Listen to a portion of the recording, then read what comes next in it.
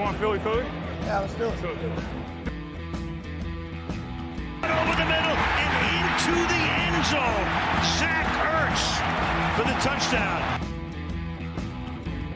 The Philadelphia Eagles are Super Bowl champions.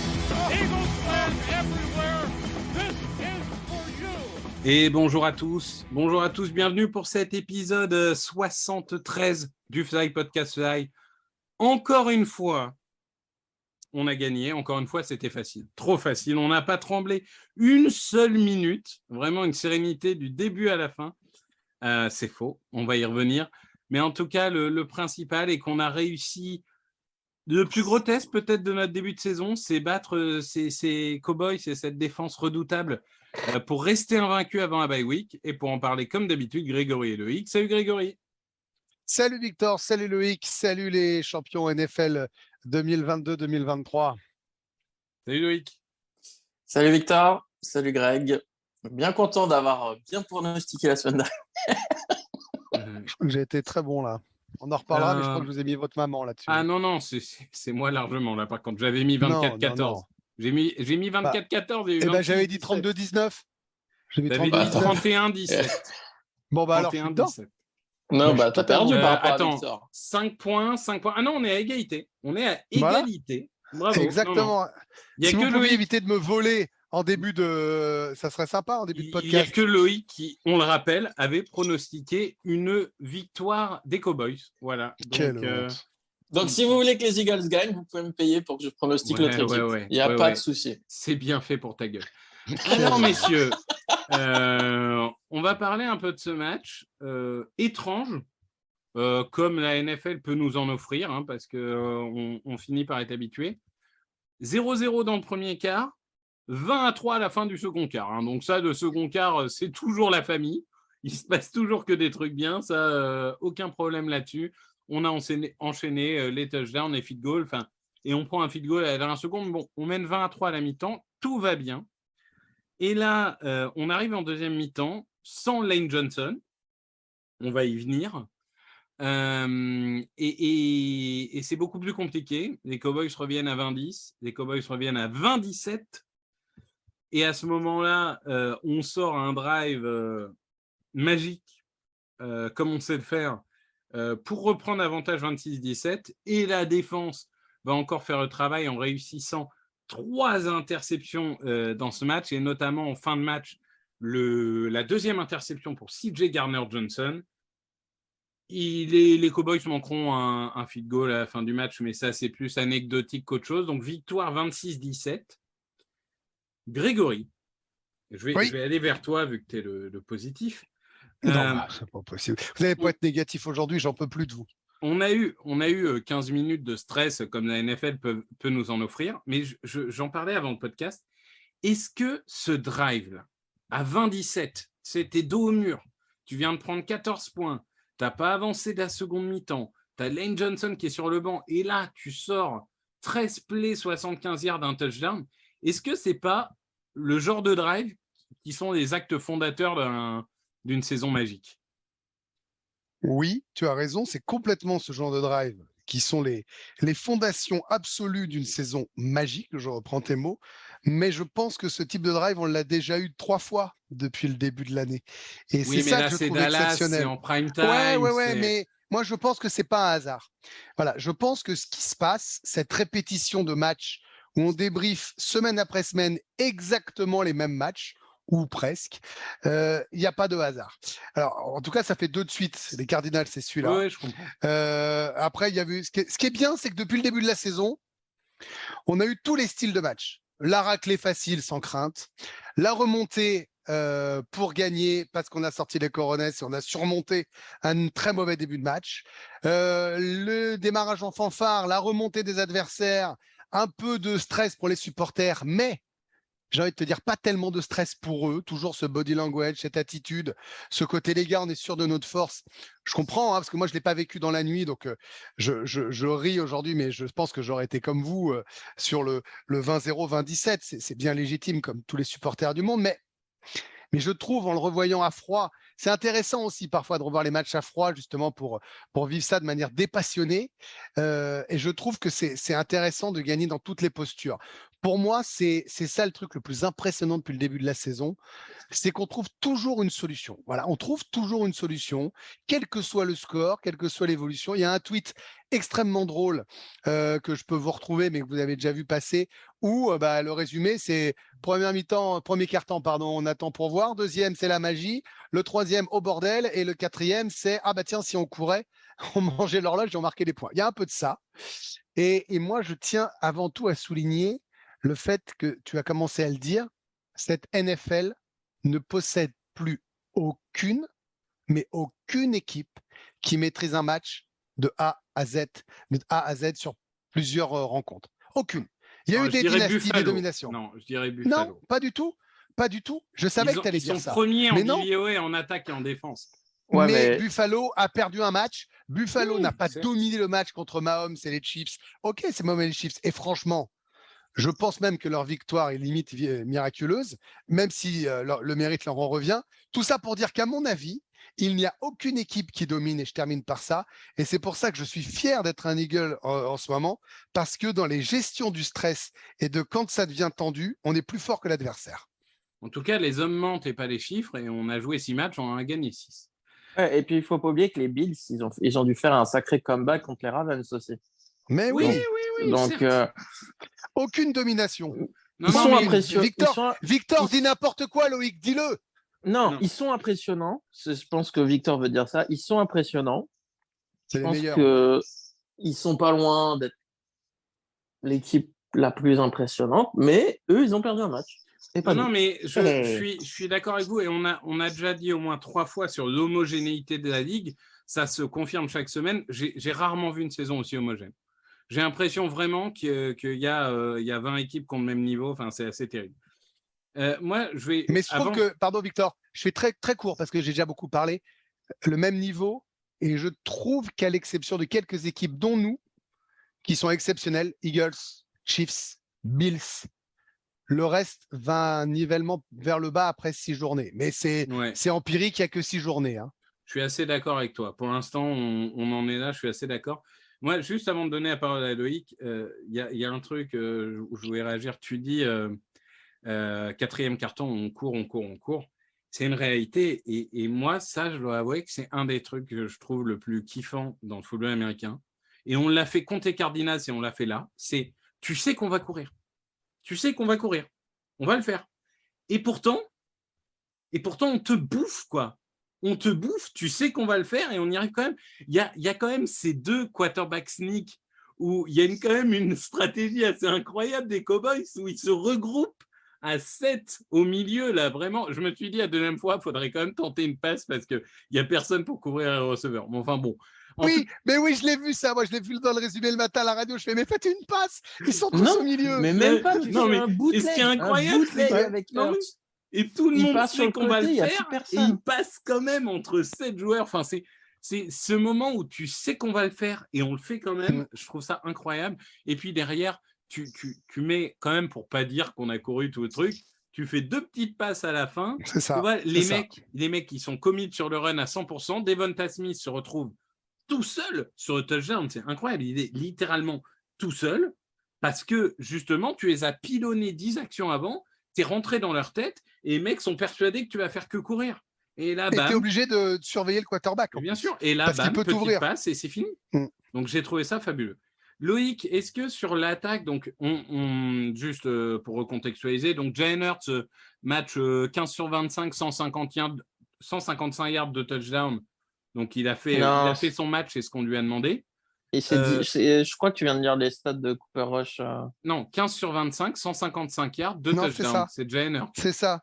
Cooper Rush, c'est 18 sur 38, 180 yards. Et 9 interceptions. 9 interceptions, Cooper Rush. Et juste pour finir là-dessus, dans le nivellement vers le bas, ou en tout cas un changement de structure, j'ai rarement vu, à part au début des années 2000, autant de matchs où l'équipe qui gagne a un quarterback qui lance moins de 200 yards. J'ai l'impression que la domination au sol redevient quelque chose en ce moment.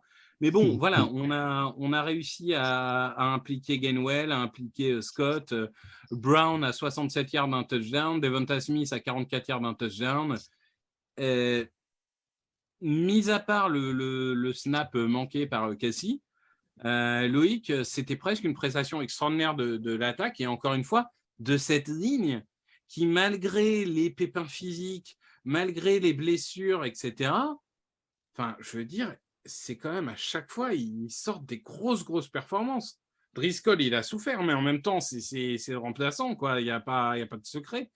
Mais je trouve qu'encore une fois, c'est comment dirais, la constante sur toute la saison, c'est la performance de Lane. Alors moi, juste pour revenir avant sur l'absence de Lane Johnson, ouais. Ce drive, il est incroyable parce que tu avais le momentum pour les Cowboys. Et surtout, depuis qu'il a été drafté aux Eagles en 2013, à chaque fois que Lane Johnson il a été absent ou sorti en cours de match, mais l'attaque, c'est devenu un néant. L'attaque est mauvaise ou ça devient un néant tellement il est important. Parce qu'en fait, tu le laisses en 1 contre 1 et tu t'en fous, en fait. Tu t'occupes pas de ce côté. Tu sais qu'il est là, il va fermer le truc. Le Seahawks 2019, rien à voir, en fait. Le Seahawks 2019, c'est celui où il n'est pas là, c'est celui où Dillard est à droite, non? Ouais, Dillard ou Pryor, ou je sais plus. Bon. Ouais, non, c'est sûr, à chaque fois qu'il Donc, est pas là, c'est sûr d'avoir pu surmonter ça, c'est énorme. La ligne offensive a fait un bon match, parce qu'en face, c'était costaud. Hein. Franchement, on a vu notamment sur les 2 premiers drives, Dickerson qui était plus en galère que d'habitude. D'ailleurs, il faudra voir parce que Dickerson est sorti blessé encore une fois. Il faut pas se tromper, ils seront costauds les Cowboys quand même, il faut le dire. Oui, après Dickerson, c'est vrai, fait 2 erreurs au début, après le reste de son match est solide. Oui, après ils font quand même 4 sacs, ils ont mis la pression. C'est la défense des Cowboys, quoi. Oui. Donc, ils ont été bons. Après, j'ai trouvé le plan de jeu très intelligent sur Parsons, de le laisser en fait, plutôt que de laisser de le bloquer ou de le bloquer à 2, ils l'ont laissé totalement libre. Ouais, et ils l'ont contourné. C'est au lieu de dire je perds 2 joueurs sur ta superstar, j'en mets 0 et je te contourne. Ouais, je te contourne, ou alors choisir comme c'était du RPO ou des trucs comme ça, c'est soit tu viens sur le quarterback et dans ces cas-là, il passe le ballon, soit tu choisis le joueur et dans ces cas-là, c'est le quarterback qui court. Le premier touchdown de A.J. Brown, c'est ça. Parsons se retrouve seul à devoir choisir entre course et passe. Exactement. Et en deuxième mi-temps, du coup, sans Lane Johnson, on l'a bien vu. Hein, dès qu'il a eu l'opportunité, il a mis la pression des hits. C'est la jurisprudence Von Miller 2017. Exactement. On avait fait exactement. Donc, c'était très intelligent. Le passing game, je l'ai trouvé très simple, mais bon, ça a suffi. Tu vois, ils ont pas cherché des trucs compliqués. Oui, voilà, exactement. Ils n'ont pas voulu chercher à faire des trucs de fou ou des passes très longues. Voilà, fallait que le ballon il parte vite. C'est vrai que je trouvais il y a quand même un truc où ils se sont améliorés, c'est que dans les passes rapides, quand tu dis le ballon doit partir vite, c'est bien mieux. Hein. Et lui, et la ligne, et les appels, ils ont retravaillé ça se voit. C'était mieux que face aux Cardinals. On a senti que c'était un peu plus huilé quand même. C'était moins, c'était un moins petit du point bricolage. faible quand même. Ouais, j'ai trouvé que le match avait été très bien préparé offensivement. Après, c'est vrai que la défense, on en parlera après, mais elle a été monstrueuse en première mi-temps. Incroyable. Et puis non, la discipline aussi. Hein, la discipline et profiter aussi de l'indiscipline adverse, même s'ils ont été moins indisciplinés que d'habitude. Mais la faute là sur le premier drive, sur le premier touchdown par contre, où ils font semblant de jouer la 4e tentative et le mec il prend une pénalité de 5 yards parce qu'il franchit la ligne. Mais c'était intelligent de le jouer. Ils ont essayé de le rejouer plus tard. Bon, là, ils ont compris le truc. Le pire, c'est que ça ne marche jamais, quoi. Mais jamais. On se dit toujours ça, qui tombe dans le panneau. Personne. Se dit toujours. Enfin, ils le font toujours cette feinte à 15 secondes du carton, et puis ça tombe à 0, et puis on commence le deuxième carton. Et là, Dante Fowler, il y va tout seul, quoi. C'est incroyable. Je pense que c'est une combinaison de. Ils sont très, très indisciplinés depuis que McCarthy est le coach et du fait que Sirianni est très agressif depuis qu'il est coach. Donc, voilà. Enfin, là, c'était. Ah oui, c'était une faute. Inversé, on aurait pété un plomb. Hein. Ça fait tourner le match. Enfin, tourner le match. Ça coûte 4 points. Ça ne veut pas dire qu'on ne l'aurait pas gagné, mais au lieu d'être. Ça change le momentum. Au lieu d'en prendre 3, on prend 7. c'est quand même pas la même chose, quoi. Donc, surtout que marquer des points contre nous, c'est pas facile. Donc, c'est sûr que c'était fou. Moi, j'aime beaucoup quand même cette agressivité parce qu'il y avait déjà chez Pedersen. Mais je trouve que Sirianni, il l'a fait, mais il l'a fait plus intelligemment qu'au Rams ou surtout qu'au Cards. Et il le fait parce qu'il sait qu'il a confiance dans ses gars. Et je trouve que cette confiance se transmet de joueur en coach et de coach en joueur. Ouais, je suis assez d'accord avec ça. Il y a une sorte de lien entre Sirianni et Hurts. C'est très important d'avoir le head coach et le quarterback qui sont ensemble. Et paradoxalement, c'est un peu ce que Pedersen avait avec Foles et n'a jamais eu avec Vance, c'est cette connexion intellectuelle qu'il pouvait avoir. Là, Vance, ses exploits, il les créait tout seul. C'est un peu sévère quand même, là. Bon, c'est vraiment jusqu'à sa... On va pas reparler ça jusqu'à sa blessure, c'était pas le cas. Le fait est que oui, il y a une vraie connexion et que ça marche plutôt bien. Au niveau de la défense, oui, pardon Loïc, tu voulais... Non, mais j'allais ajouter globalement aussi, Sirianni, c'est quelqu'un qui sait se remettre en question aussi. Il faut pas oublier, au bout de 5 ou 6 semaines l'an dernier, il abandonne le play call parce qu'il se rend compte que c'est trop pour lui d'être head coach et de gérer les plays, il n'y arrive pas, donc il abandonne le play call. Là, l'une des critiques qu'on faisait en début de saison, ou l'année dernière, c'était qu'en 3-1 ou 4-1, on ne faisait pas des QB sneak, et maintenant, ils ne font plus que ça, et ça marche quasiment à chaque fois. Ça marche à chaque fois, d'ailleurs, les QB sneak. Je me demande s'il n'est pas très, très intelligent quand même.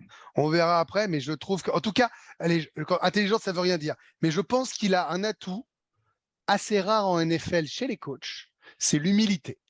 Voilà, je pense qu'il ne se prend pas pour un super-héros.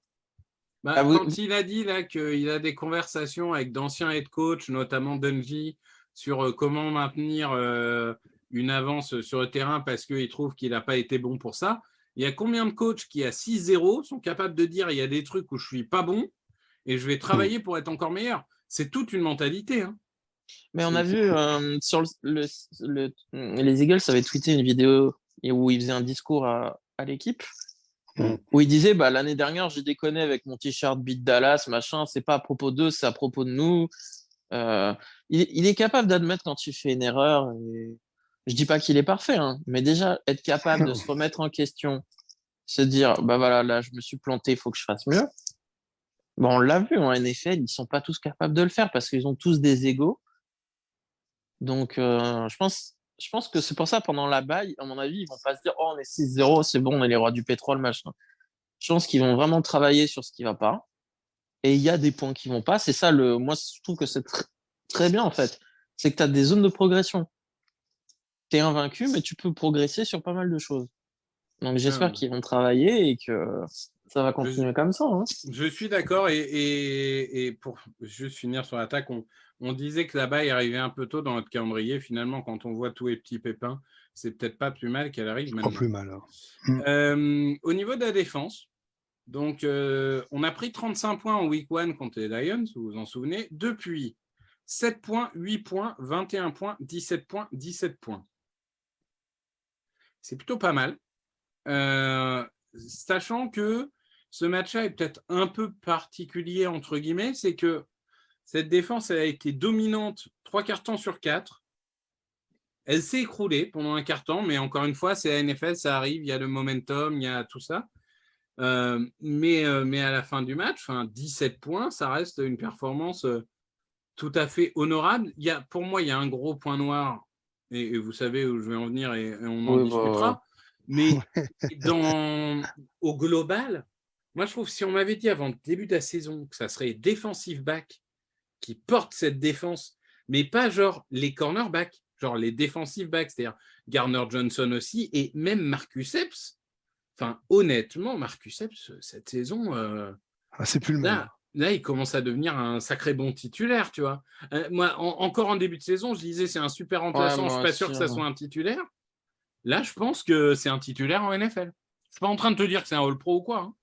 Je suis en train de te dire que dans le sillage de tout le monde.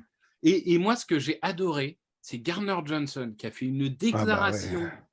Non, mais parce que je disais, moi, ce qui me plaisait pas, et je l'avais dit. T'aimais pas son état d'esprit en début d'année, avant qu'il signe. Que c'était qu'il assumait d'être un gros con, que ça faisait partie de son trash talk, de machin, de trucs.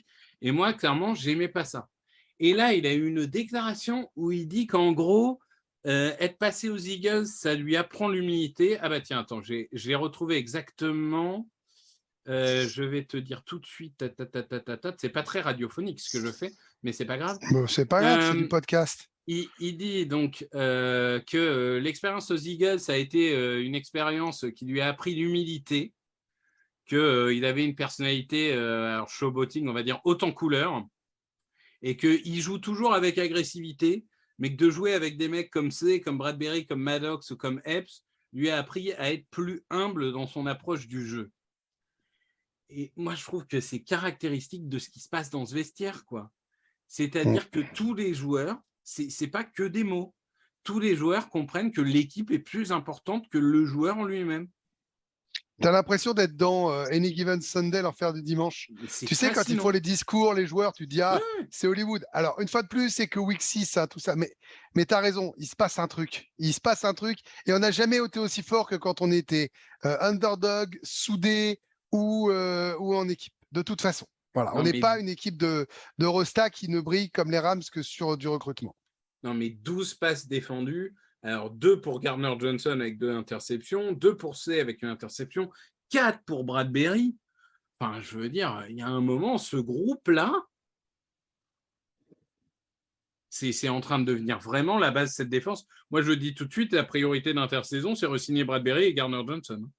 Moi, je vous le dis tout de suite. Hein. Là, en Week 6, c'est officiel. Hein. Ah non, mais alors là, c'est officiel. Hein. Moi, je vous le dis tout de suite. Après, ce qui m'amuse, dans ça, c'est qu'on avait dit que c'était des bons choix. Parce que c'est des très bons joueurs, il n'y avait aucun doute. Ce qui m'éclate, c'est de voir comment ils sont partis de leur équipe. Et je me dis, en plus, sur les Giants, par exemple, moi, ça les fait regretter. Ça m'amuse, même s'ils ne sont pas malheureux à 5-1. Les Saints, voilà, pareil. Moi, je trouve que c'est des choix intelligents parce qu'ils ont regardé où étaient les failles. Et je rejoins Loïc sur le côté, ils vont le refaire pendant la bye. Voilà, je pense que cette équipe, dans son ensemble, le management, le coaching et les joueurs, ça vous sont leurs défauts et ce qu'il faut faire pour gagner. Ouais, après, c'est des choix intelligents, mais parfois, les choix intelligents sur le papier viennent des mauvais choix sur le terrain. Et puis finalement, chez nous, ce n'est pas le cas. Loïc? Moi, je ne suis pas trop d'accord avec toi sur re-signer Bradbury. Il a déjà 30 ans. Il a montré aux Giants qu'il n'était pas capable de faire 2 très bonnes saisons de suite. C'était une punchline. On en parlera à l'intersaison. Profite, moi, je le signe. Parle-nous de cette défense. Non, moi, je garde les safety. Pour revenir juste sur Marcus Epps, en fait, il fait, je trouve, comme Josh Sweat en edge. C'est-à-dire que chaque année, il progresse. Donc, il est parti de bas. Et en fait, il progresse. Donc, moi, lui et Sidney Gardner-Johnson, je les prolongerai, je les garderai. Ils sont jeunes.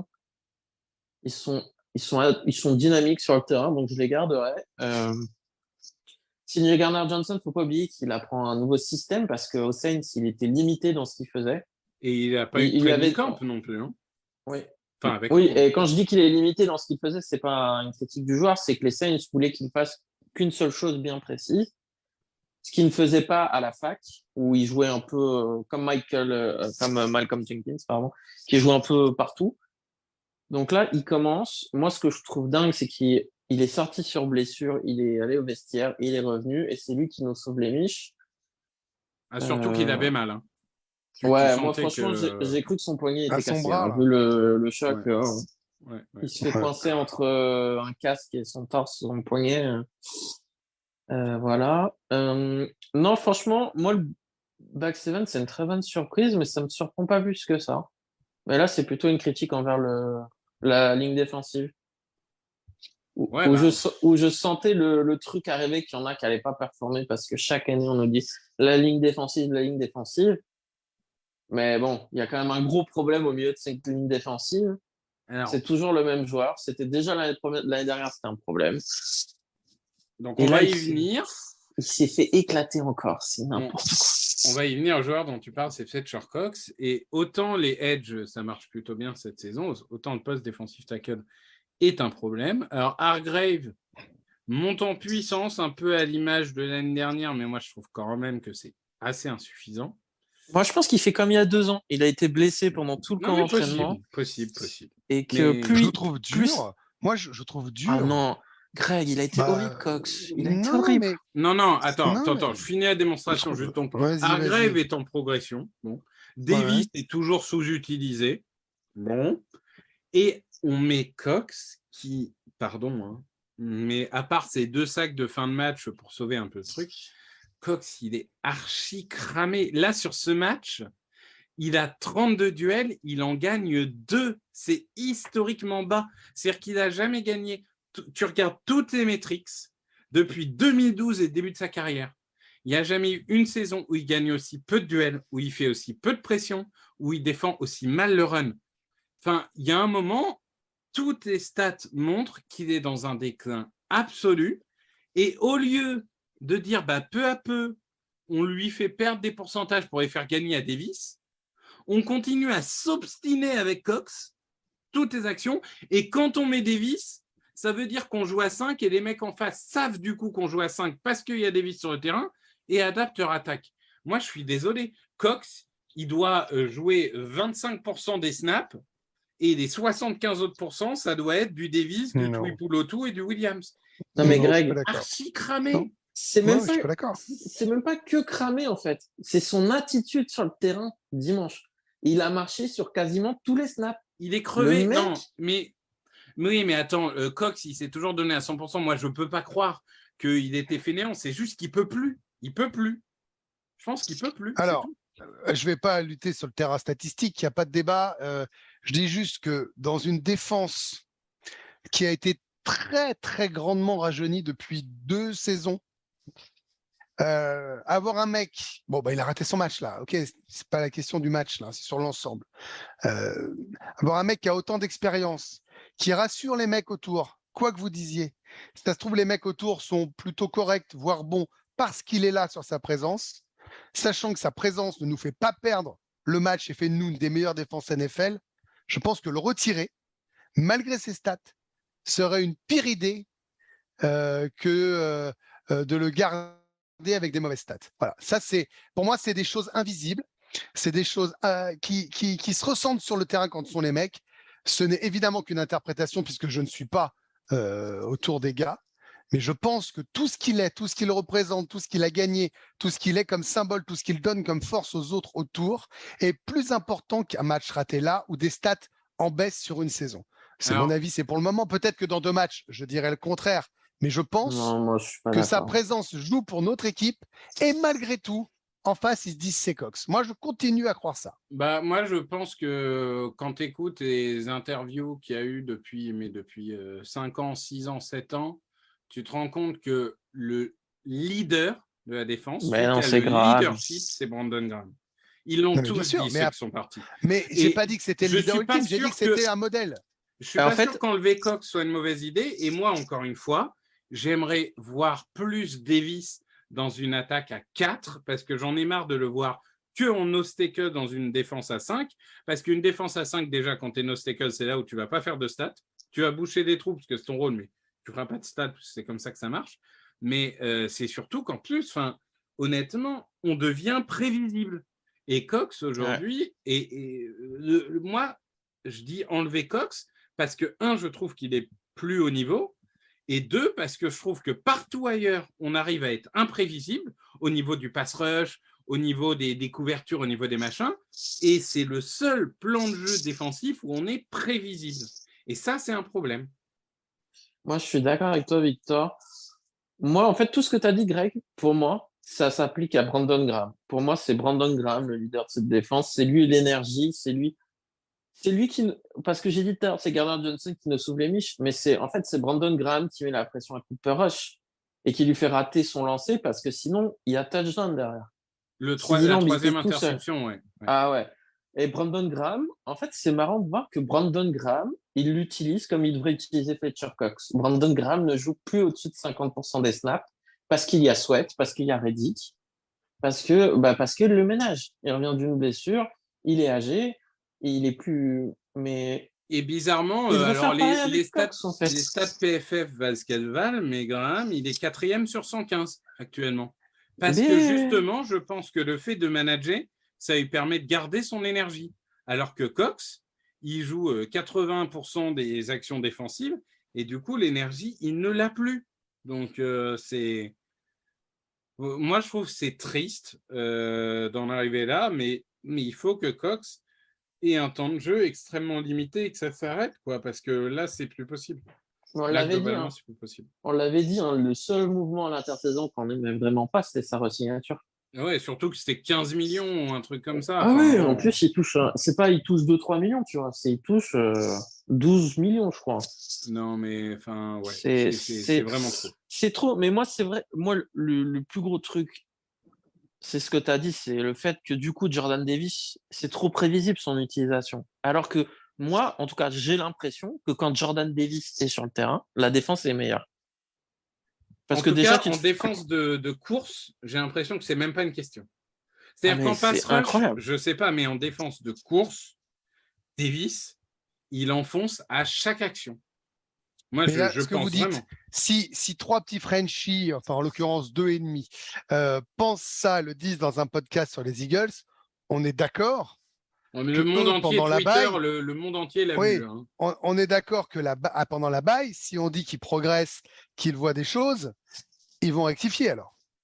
Bah, à moins en effet que Davis soit, je sais pas, ait une mauvaise attitude, participe pas ou soit nul aux entraînements, ce qui est un paramètre qui peut être important, mais que nous, on n'a pas forcément. Ça, c'est vrai. Si on se fie que au terrain, Davis doit prendre du temps à Cox et Milton Et Williams peut-être aussi. que là, vous êtes peut-être en train de me dresser le bilan des 6 premiers matchs de l'année. Peut-être que les 6 suivants, ça va passer de 75-25 à 50-50. Et peut-être que les 6 derniers, ça va passer de 25 à 75. Peut-être, mais en tout On cas, a le droit Davis, aussi d'imaginer qu'ils ne veulent pas le brûler tout de suite. Davis était en progression, et puis là, en nombre de snaps, en pourcentage de snaps, je parle, et puis là, il a été sous-utilisé pour une raison que j'ignore. Mais enfin bon, en tout cas, moi, j'imaginerais bien, aux côtés d'un Hargrave, j'imaginerais bien un Davis contre la course et un Milton Williams, par exemple, en pass rush. Ça me plairait bien. Enfin. Parce qu'après, de toute façon, les attaques adverses vont le voir. Hein. Ils vont le voir. Mais donc Ils c'est vont le pour voir. ça. Donc, de toute façon, Gannon, il va pas avoir le fond. Il peut pas nous faire Jim Schwartz qui est buté avec les jeunes ou des Je trucs suis comme ça. d'accord. Mais par contre, là où Gannon, je lui donne entre guillemets un joker, et c'est vous dire si je suis objectif, hein, attention, c'est que c'est difficile de changer un plan de jeu d'une semaine à l'autre. Enfin, c'est très court, 7 jours. Là, tu as 15 jours, c'est une opportunité unique de mettre en place des nouveaux trucs. Donc, c'est vraiment là où il va être jugé. Quoi. Surtout que l'avantage, c'est que nos prochains matchs, c'est Pittsburgh, où honnêtement, je crains plus sa défense que l'attaque.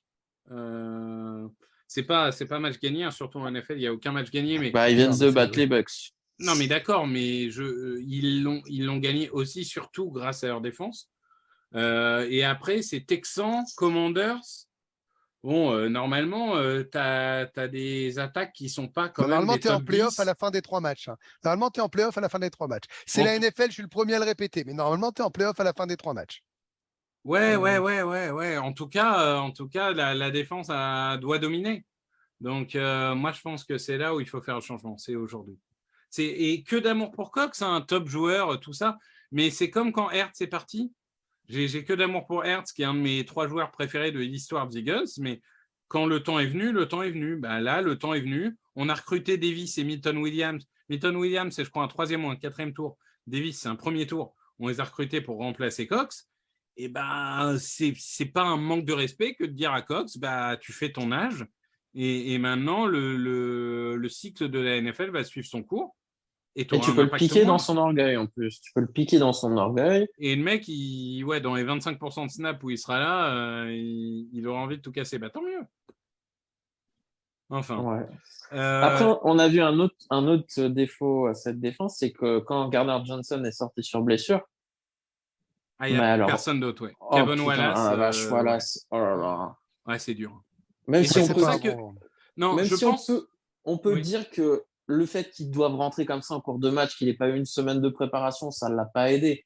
Mais quand même, les angles et compagnie. Non, mais on découvre pas qu'on a un vrai problème au post safety, et je comprends pas que Wallace soit toujours devant Blankenship. Je vois pas ce que tu as à perdre de tester Blankenship, parce que Wallace, ça veut dire qu'il est peut-être vraiment pire. Bah, je sais pas. En tout cas, non, je pense que la différence fondamentale, c'est que Après, Wallace, il il est joue en tous les équipe snaps en spéciale. spécial. Voilà. Ouais, il joue tout.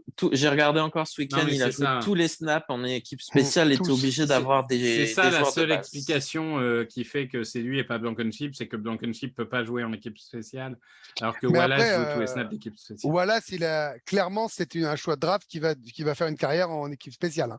Aujourd'hui, j'ai aucune espérance sur lui. Non, aucune. Moi non plus. Mais par contre, Victor, puisqu'on parle des équipes spéciales, on peut en parler. Bah justement, comme on n'a pas de preview cette semaine parce que on est en bail, hein, Oui. on peut finir 5 minutes sur les équipes spéciales qui, une fois est coutume, hein, puisque ça fait 6 fois, c'est quand même toujours notre talon d'Achille, je trouve. Rien en termes de retour. On s'est fait ouvrir de l'autre côté au retour, mais bon, après, c'est Turpin, hein, c'est un des meilleurs de la ligue, mais malgré tout, tu n'as pas à te faire ouvrir comme ça. On ne sait toujours pas punter. Ça dépend. Parfois, il en a un qui sort, on ne sait pas où. Ouais, enfin là, tu vois encore que il fait 4 punts. Et, il y en a un qui est bon, quoi. Et officiellement, c'est bien, il en a 2 dans les 20. Il en a 2 dans les 20 officiellement. Pourquoi on le garde? Parce que sa spécialité, c'est justement ces petits punts de précision et que pour l'instant, c'est ce dont on a besoin vu qu'on domine les matchs, mais que le jour où il faut balancer des grosses patates et quand tu as la moitié de la ligue qui balance des patates à 60 yards, bah lui, il n'est pas capable de dépasser 50 et c'est un problème, quoi. Après,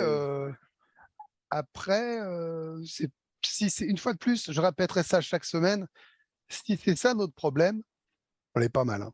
J'entends, Non, mais tu vois, en playoff, ça sera un problème. Hein. Un retourneur, ça se trouve à la trade deadline et ça coûte un 7e tour, quoi. On aurait dû garder Reagor, putain. Un punter aussi. Un punter. Je veux dire, Johnny Hekker. C'est Johnny Hekker qui est aux Panthers. Ouais, exactement. Ils n'ont rien à jouer, les Panthers. Il doit même être en fin de contrat. Qu'est-ce que tu perds à dire j'envoie un 7e tour contre Johnny Hekker, tu vois? Mais tu crois qu'ils voudraient, eux? Ils s'en foutent. De toute façon, ils vont avoir le premier choix de la draft. Ils vont avoir le premier choix de la draft. Tu crois vraiment qu'ils vont s'accrocher à leur punter?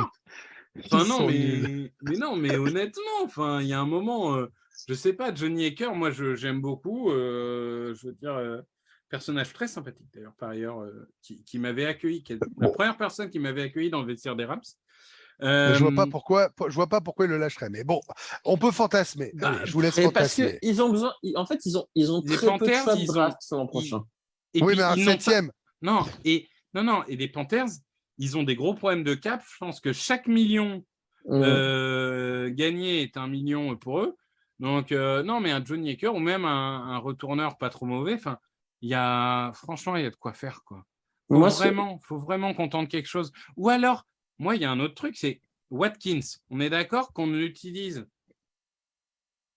presque plus, ou en tout cas de façon vraiment limitée, offensivement. Attention, Victor. Pourquoi Attention. Watkins, il a tout. Il a la vitesse, il a les cuts, etc. Pourquoi on ne lui fait pas retourner les kicks? Il n'a pas été tu voulais me le transférer. Non. J'ai eu peur. Non, pourquoi faire? Non, mais je vois pas ce que Covey apporte de plus que lui, quoi. Enfin, il y a un moment. Allez vite.